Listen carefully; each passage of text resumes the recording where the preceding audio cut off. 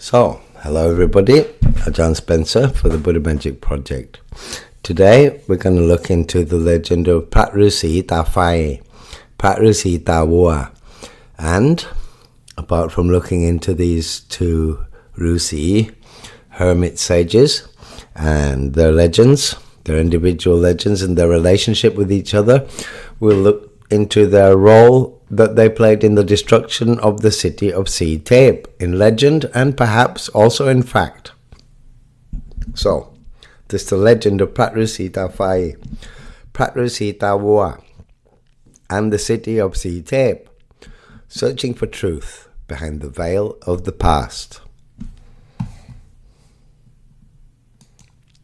So we're going to take a look into the Ruesi, in their role in Thai folklore, and of course in the mystery of the destruction of the city of Si Thep, which was a legendary city in the legends of the Ruesi, and also in ancient Siamese legends, but which has in the meantime, some years ago, was found in an archaeological dig.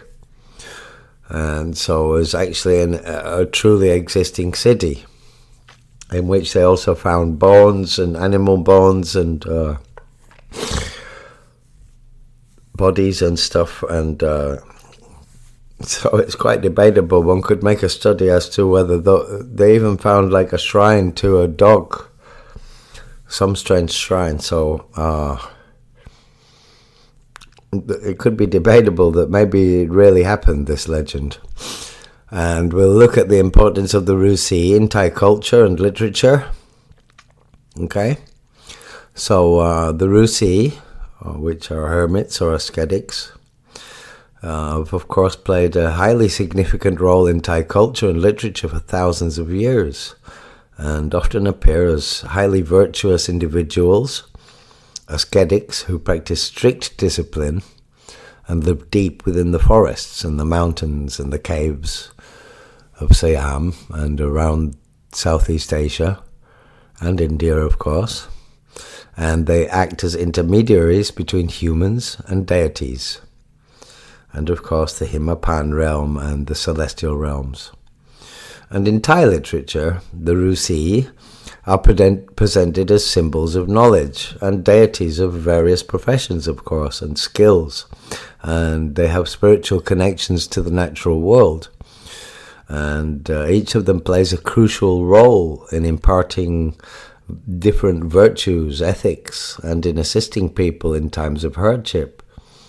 For example, Phra Ruesi Narrated, or Narada Rishi, is revered as the master of music, the inventor of the Veena, and of magic and medicine and various sciences. The diverse roles of the many Ruesi in Thai folklore indicate that they are not just legendary characters, but also real pillars of culture and morality. So they stand as very important figures to represent moral standards, of culture and morality. And their appearances in various stories will of course serve as moral guides or explanations for significant historical events. And the Ruesi are honoured as sources of wisdom and of ethical guidance. And in Siam, the art of making stories about them, especially those with dramatic consequences, such as the fall of cities like that of Si Thep, be it true or false, or legend, true or legend, carry important lessons within the legend about honesty, betrayal, and justice. And these are lessons which are fundamental social values, at least in the current era of humanity. Were in the past and they are now, and they probably will be for quite some time. And so these legends serve as mediums for transmitting cultural values and for fostering shared understanding about the world and the consequences of our actions towards others and to ourselves.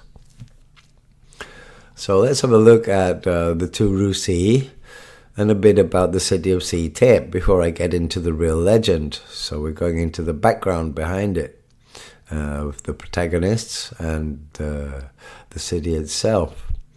The legend of Phra Ruesi Ta Fai and Phra Ruesi Ta Wua are intricately woven into the story of the fall of the ancient city of Si Thep.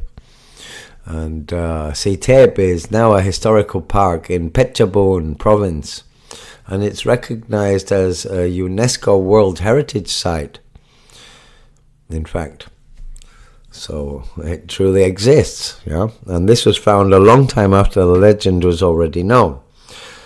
So the legend begins with Phra Ruesi Ta Fai, who was, of course, a powerful hermit, Ruesi, and a teacher of the king of Si Thep, who was his Luxit, his first apprentice in magic and in wisdom and in life ethics. The key event occurs in the story when the king, his disciple, is taken by Phra, and he shows him this cave with these two wells. And one has acid in, which will just kill you straight away and turn you to a skeleton, to bone. But if you're pulled out and thrown into the other water of the other well, that's holy water that will bring you back to life. And so the king of Si Thep, he was supposed to, Phra wanted to jump in, see what happened, and his Luxit, the king of Si Thep, was supposed to pull him out and put him into the other well. But as soon as he jumped in and died, Phra, the king of Si Thep, thought, oh, I'll be the most powerful magician in Phetchabun, so then I won't pull him out, and he just left him. Yeah, and so this is where this key event occurs, when his disciple betrays his master by refusing to help Phra Ruesi Ta Fai out of an acid well in the cave, leaving only his bones in the well, and didn't pull him out to put him in the second well, which is the well of resuscitation or of reanimation. Yeah. And so the intertwined fates and shared wrath of the two Ruesi, which you will learn of, meaning Phra Ta Fai and Phra Ruesi Ta Wua, which is about to happen, yeah, is the reason for the destruction that led to the destruction of the city of Si Thep, yeah? And you'll understand that shortly when I tell you the story, why the fates of Ruesi Ta Wua and Ruesi Ta Fai are intertwined, and why their wrath was shared, basically, because they were both involved in this story. And this reflects a powerful storytelling pattern which emphasizes the dire consequences of arrogance, especially of a first apprentice, and the betrayal of benefactors or spiritual authorities. We have a word for that in Thai, it's a Luxit Torayot. It's like the what would you call that? The traitor apprentice, yeah, who stabs you in the back.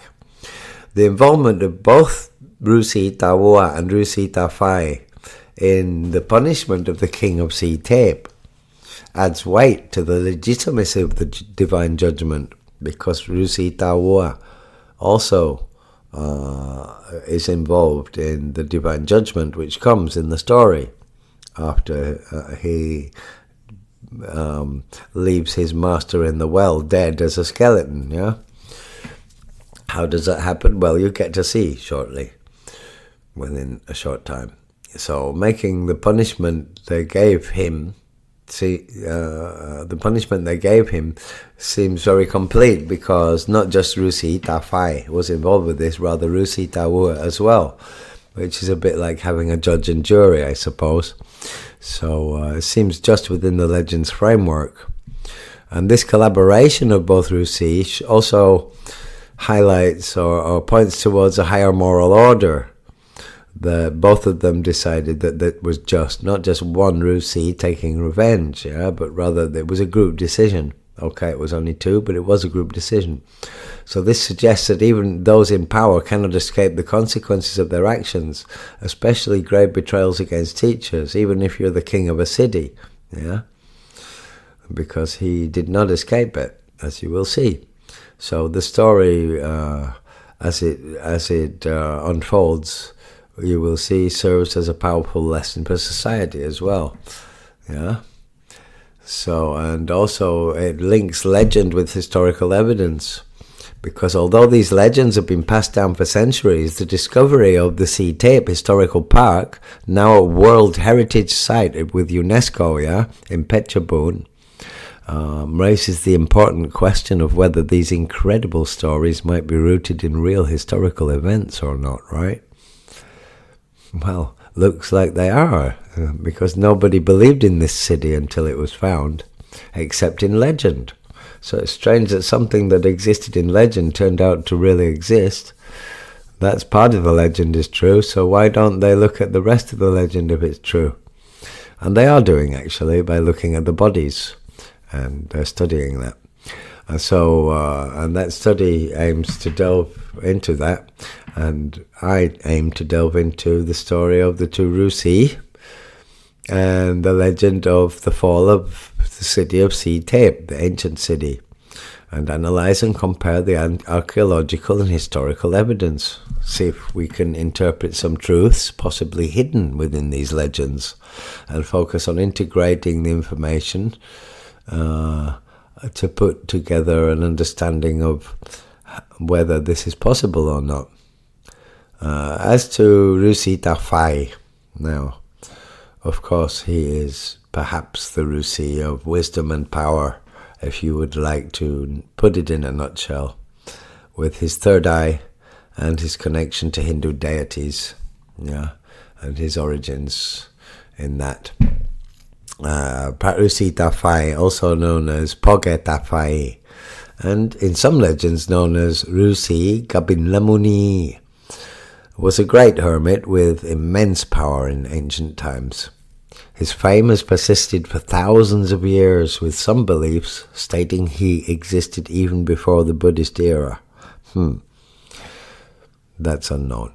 He is mentioned as playing a significant role in creating sacred amulets, such as the Prat Sumgor, one of the 5 Benjapaki great amulets of Thailand, of the great 5 regions of Thailand, well over 1,000 years old, which would mean that's under the age of the Buddha. And also the Prat Tagadan of Kanchanaburi, which is also under the age of the Buddha. But one thing I would like to say that is that the city of Ayutthaya in ancient Siamese legend and in Ramayana, and transformed from Vedic legend to Thai Buddhist legend and fables, we will see that the 4 Ruesi, which is where we get the name Kabin Lamuni, made the city of Ayutthaya. But in India, actually, the Ramakian and the Vedas, they also have a city called Ayodhya, which, of course, was where Prince Rama came from, and the king, his father, and that was created by the 4 Ruesi. So that was like 5,000 to 10,000 years ago or something, or 100,000, who knows when that happened. The truth stories that the Vedic legends reflect, because they do reflect stories that happened a long time before recorded history. I've figured that one out. But they're legends, but they do reflect that. So, Phra Ruesi Ta Fai's association with his status and power and legends shows that he was powerful enough to destroy a city like Si Thep, because most of the legends show him to display extreme powers. And whether this comes from India, very ancient legend, or whether this is Thai legend that has been transformed, is questionable, because of the disparity between the 4 Ruesi creating the city of Ayutthaya, and in ancient Vedic legend, the 4 Ruesi creating the city of Ayodhya. So it seems to be a reflected transformation of the legend, and probably didn't happen in Thailand, probably happened in India, in my humble opinion. Anyway, we're talking about the Siamese legend, and there's still a mystery, because we did find the city of Si Thep, and before we found it, there was the legend of Poge and Ruesi Ta Wua destroying the city of Si Thep. And then we find the city of Si Thep, so somebody destroyed it. And why have we got all these stories of Ruesi Ta Wua and Ta Fai? Because they are not, those legends don't exist in Vedic legend. Only the one of the Ruesi Si Thep, the 4 Ruesi creating Ayodhya. And that Poge is supposed to be one of those 4 Ruesi, maybe. But if not, then that explains how he could have been in Siam and destroyed the city of Si Thep. If not, he would have had to exist 100,000 years ago and have come here, perhaps. Anyway, the city of Si Thep exists. It was destroyed by something or other, and it might have been a plague. And if we find out that, then that will be the second thing that is in the legend. The first is the city of Si Thep that nobody believed existed, and now everybody knows because it's a UNESCO Heritage Site in Phetchabun. Yeah. So it's very strange. And so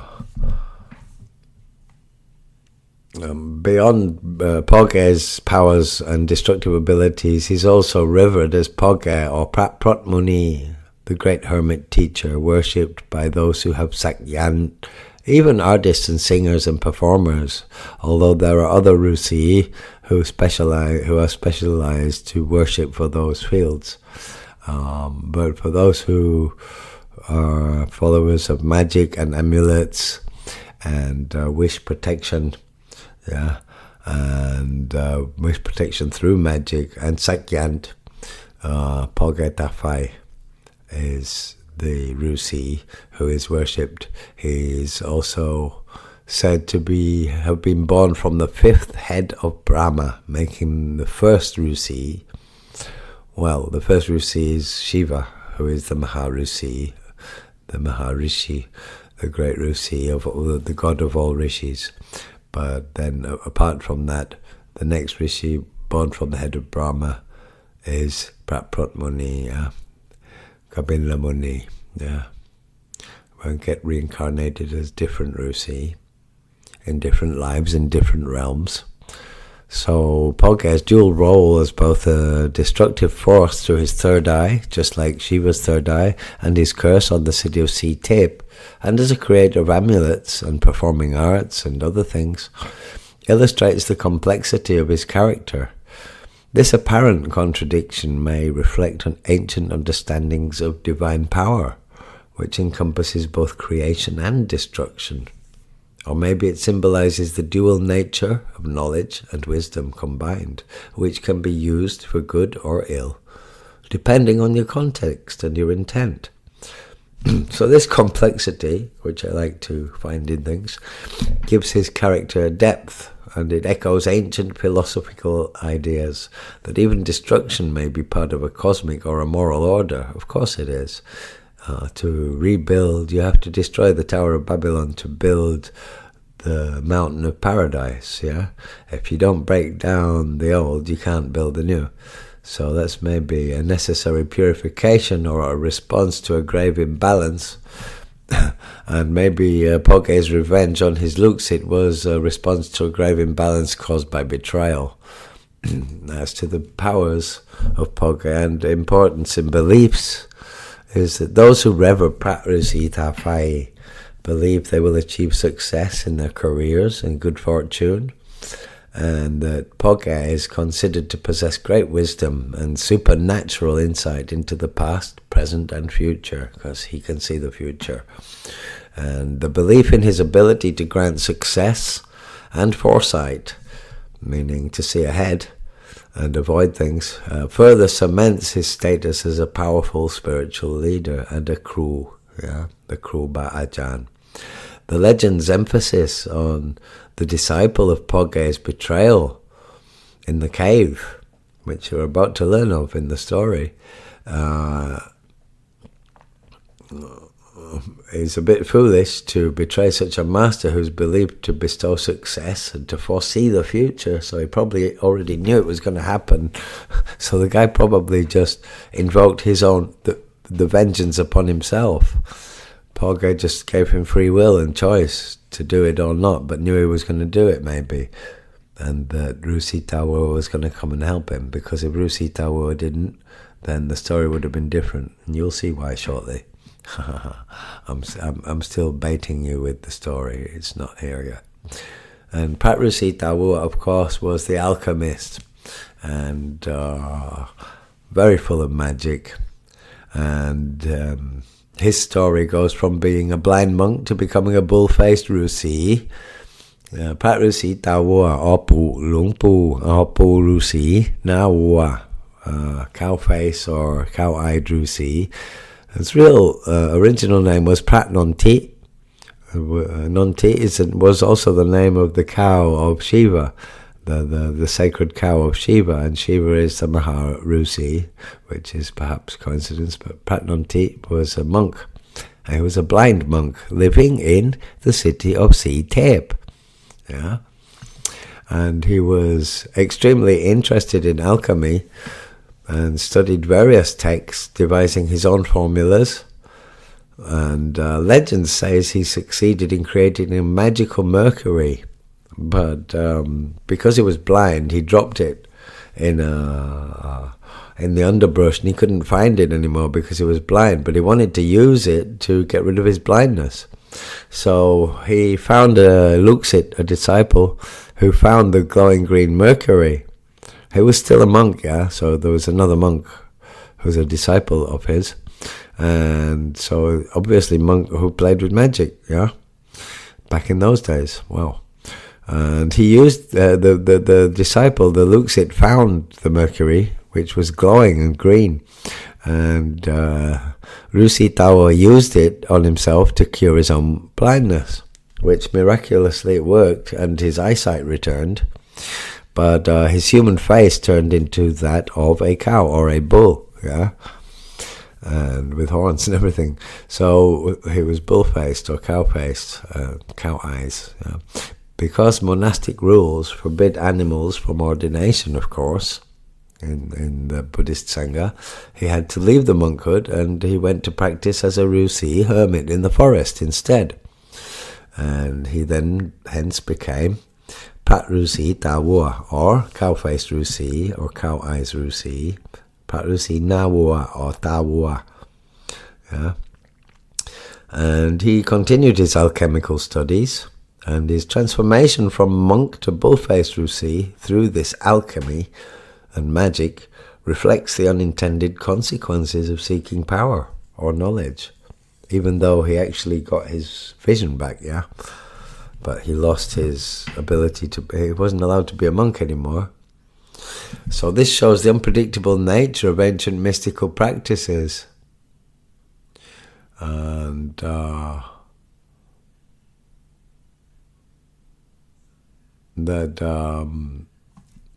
the idea that even beneficial results may come with a price, or unexpected change in identity or appearance, yeah. And that's of course true. Change brings change. Yeah? You can't have change without change. Yeah. So when you want to invoke change, you'd better expect a change.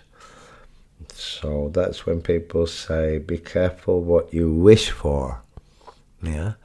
Because people want a change, but they don't realize if they get that change, then everything else changes along with it. Yeah. And so it shows that perhaps, makes me think that Ruesi Ta Wua's previous life as Phra Non Thi, as a monk, and his subsequent disrobing and departure because of his change to have an animal appearance, also highlights the different limitations between the monastic and the hermit lives, yeah?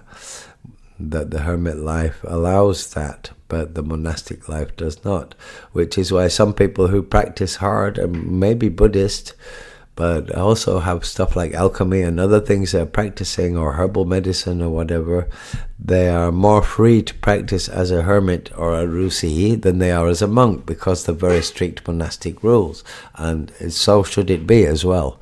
Yeah, and so Ruesi Ta Wua is known to have joined also a group of 10 other Ruesi, including Ruesi Ta Fai and Phra Ruesi Ta, making with himself 11 in total, of course.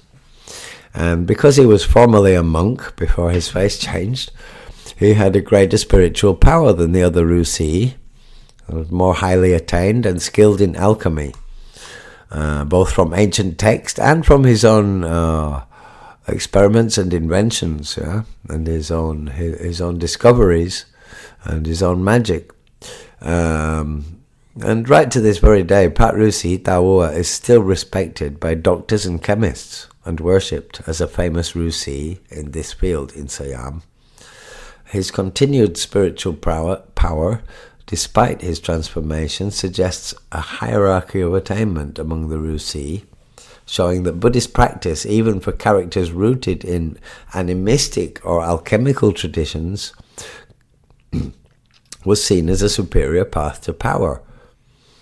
The continued reverence for Phra Ruesi Ta Wua by medical and chemical professionals suggests that ancient alchemy, though shrouded in mystery, may have been the precursor to early chemistry and medicine, meaning the pursuit of magic was not entirely separate from practical knowledge, rather an early exploration of natural substances and their effects, which indeed it was. Gunpowder was made by accident, as alchemists in China were messing around and something exploded. And presto, abracadabra, gunpowder, fireworks, cannon and cannon fodder, and guns and gunpowder. So that was discovered because of alchemists. So it was definitely the father of such sciences and should not be scoffed at, because it was the first attempts at such sciences. Yeah. And Ruesi Ta Wua played a vital role in the legend of the destruction of the city of Si Thep, the story. Yeah. Because he was a loyal companion to Phra Ruesi Ta Fai. And when he didn't appear, it didn't seem for a long time, he thought about him and thought, I wonder where he is. And he hovered over to Poge's mountain, didn't see him in the ashram, and he knew of the cave, so he thought, oh, maybe he's in the cave, because he knew Ruesi Ta Fai used to like to go to the cave. Few people knew of it, but Ruesi Ta Wua was a very intimate friend, and he knew, so he went and discovered what had happened, yeah. And so when he discovered that Phra Ruesi Ta Fai was betrayed and left in the acid well, Ruesi Ta Wua searched for him and found him there with only his skeleton, yeah, in the cave.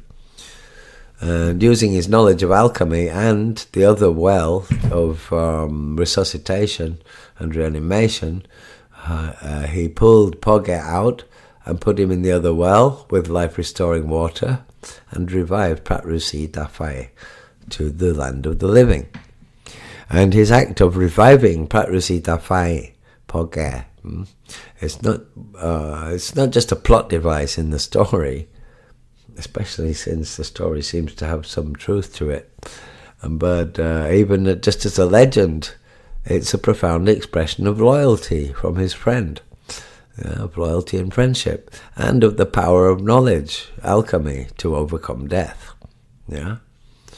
This act, of course, emphasizes the importance of friendship and the ethical use of power within the story. He used the power for an ethical purpose, to save life. Yeah.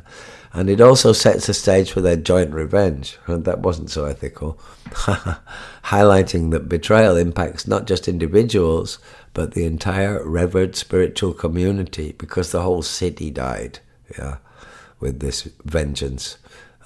So it seemed that the act of the king of Si Thep caused all of his people to die as well, which seems to have been justifying this strong response.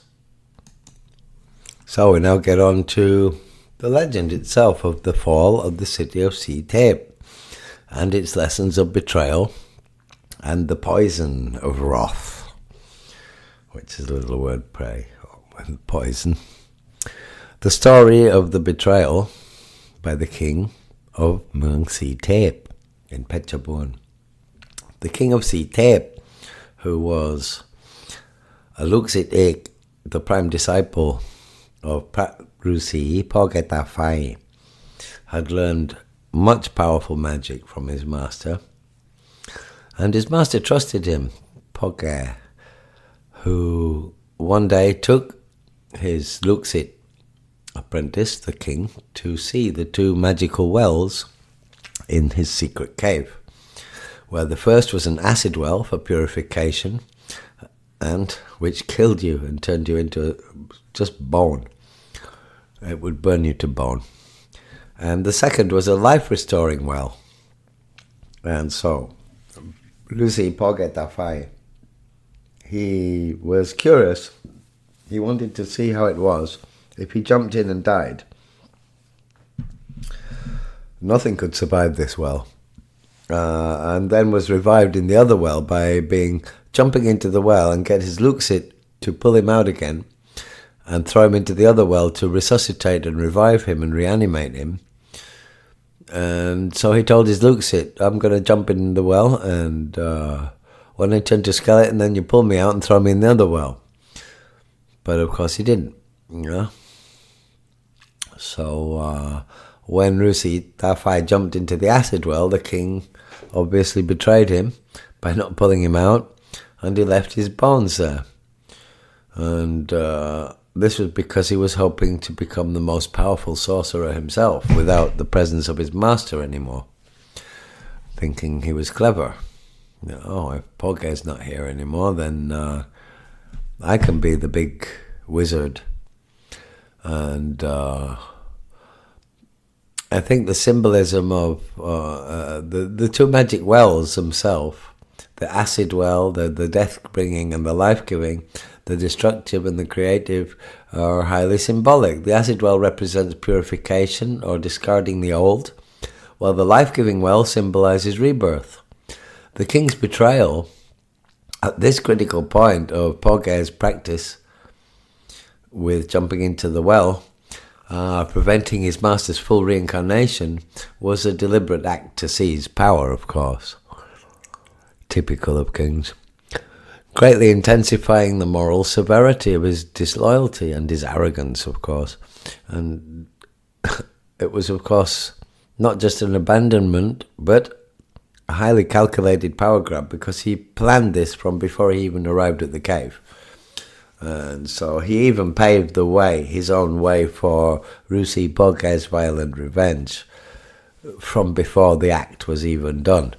Yeah, so he was actually paving his own nemesis, creating his own nemesis.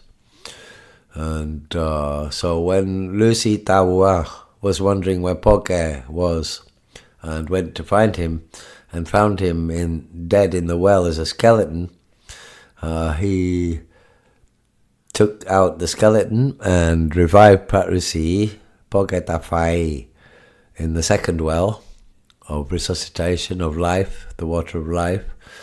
And Ruesi Ta Fai then recounted the tale and told Ruesi Ta Wua about the betrayal of his Luxit apprentice. And they were both very outraged and at such disloyalty and mutinous behavior of such a trusted first apprentice who had received so much from great master like Phra. And so they decided to take revenge on the city of Si Thep. And the shared wrath of both Ruesi after this betrayal and the revival of Phra shows their collective spiritual outrage. And the shared feeling is crucial for understanding the scale of the ensuing destruction, because both of them put their magic into this, as it transforms personal revenge into a divinely sanctioned punishment, So it was, like I said, it was like a judge and a jury instead of just a judge. Yeah. Highlighting the severe consequences of violating sacred bonds. Yeah. It's like a rule, yeah. You can't break that rule. Phra Ruesi Ta Fai's retelling of the betrayal to Phra Ruesi Ta Wua emphasizes the emotional impact and the righteous anger that drives their subsequent actions, making the joint curse an expression of justified wrath. So what happened was that, using their immense power, the two Ruesi placed a deadly poison in the belly of a bull and sent it into Si Thep city. So when the bull reached the city centre, its belly burst open, releasing a deadly disease that killed everyone, leading to the city's collapse. Many people tried to escape. The king saw from the palace what was happening, but nobody made it. Nobody at all. And so the legend shows that lack of honesty and failure to keep promises can lead to total disaster, not just for oneself, but for those who are around and under you. Yeah?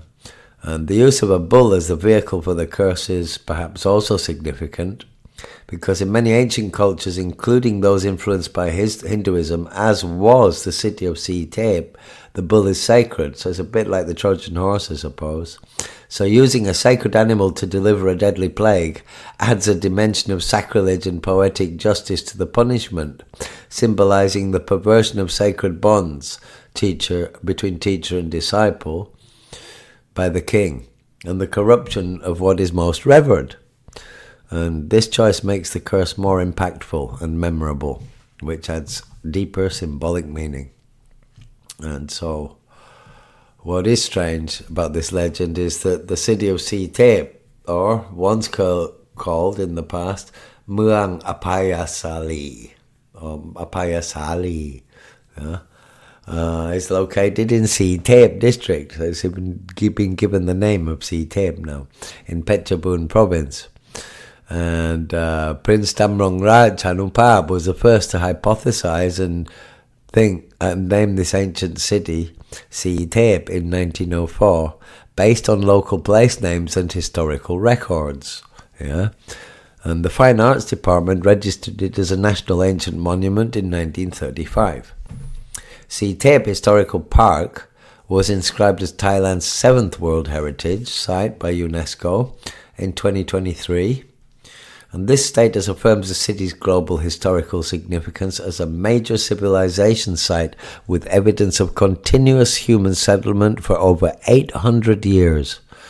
From prehistoric times through the Dvaravati and Khmer periods, Si Thep features a unique twin city layout with inner and outer cities, with the most complete moats and ramparts in Thailand. And it was a major trade and cultural hub connecting central, northeastern, Khmer and Champasak regions. Recognition by UNESCO elevates Si Thep's historical importance beyond local folklore, emphasizing its tangible reality and archaeological value, contrasting with the legendary destruction and prompting deeper investigation into the relationship between the legend and the historical fact. Yeah. Archaeological excavations in Si Thep have also uncovered more than 112 ancient sites, such as Khao Krang Nai and Prang Song Pinong and Prang Si Thep and Khao Krang Nok and Tham Khao Thamarat, and each of them reflects diverse religious beliefs, from Hindu to Mahayana Buddhist. Human and animal skeletons, such as elephants and dogs, have been found in burial pits, and especially dog skeletons buried with humans about 2,000 years old. They're believed by archaeologists to have been sacrificed for the dead. Who knows? Who knows? The discovery of human and animal skeletons, especially dogs buried with humans, is intriguingly similar to the legend of the poisoned sacred bull, if you think about it, and mass death. While not direct evidence of a magical curse, it suggests that animal sacrifice or mass death, possibly due to epidemic, was a real or culturally significant practice in ancient Si Thep, or an event, possibly inspiring or being incorporated into folklore, transforming real events into moral tales.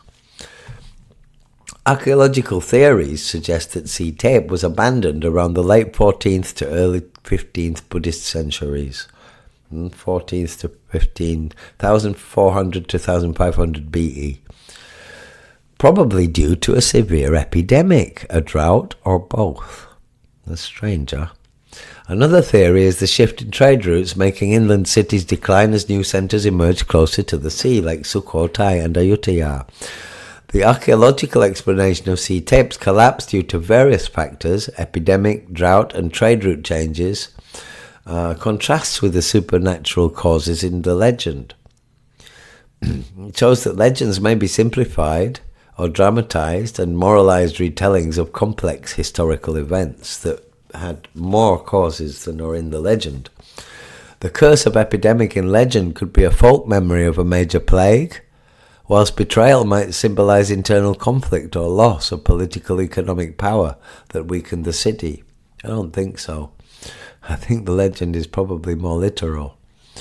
So if we compare the causes of Si Thep's collapse in legend and history and archaeological theory, we have with Phra Ruesi Ta Fai and Si Thep, the destruction, the nature of the cause would be supernatural, whereas with historical and archaeological theories it would be natural, economic and social.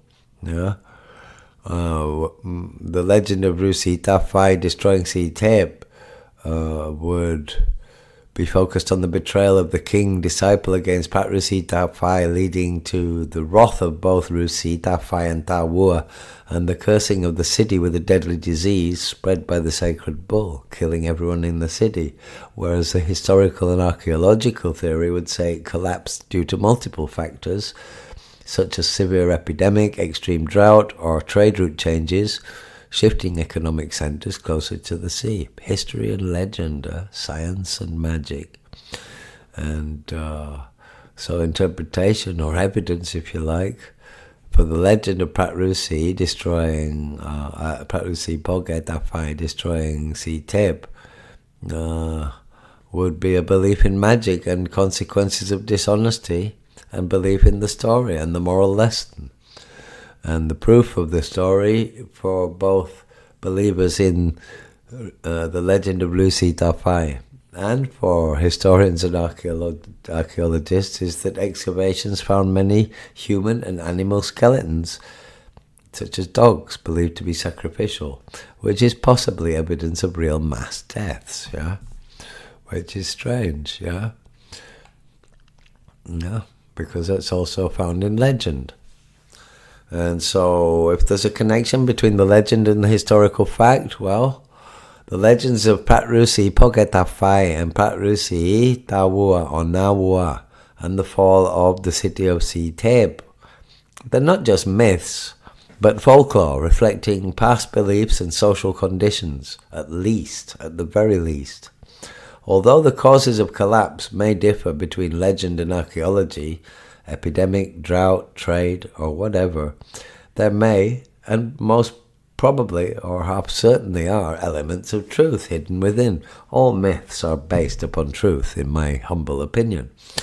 This discovery of many human and animal skeletons in the city of Si Thep, in the ruins, especially dogs believed to be sacrificed, may have inspired the story of deadly disease, or may have been evidence of deadly disease, and the sacred bull bringing mass death could have been involved.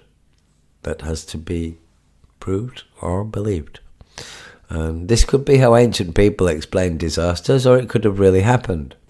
Or it could have been how they explained a disaster they didn't understand, such as a major epidemic. Yeah, that's possible. The legend's explanation of Si Thep's fall as a magical curse via a bull differs from academic theories, as usual, focusing on natural and economic factors. But this difference shows how past societies processed and explained disasters. Legends turn complex catastrophes into moral tales of divine punishment for betrayal. Legends also survived the generations. whereas history gets rewritten or destroyed. And so these legends reinforce social norms and spiritual authority, whereas laws come and go, and social norms do as well. So it's interesting that the discovery of mass graves does provide tangible evidence of real impacts, whatever the actual causes were. So the legends are not just entertainment, but at least mirrors of culture and educational tools. And the story of the king-disciple betrayal between Phra Ta Fai and the king of Si Thep reflects past Brahmanic beliefs, and the faith in magic and belief in magic and sorcery, which emphasizes the importance of honesty and keeping your promises.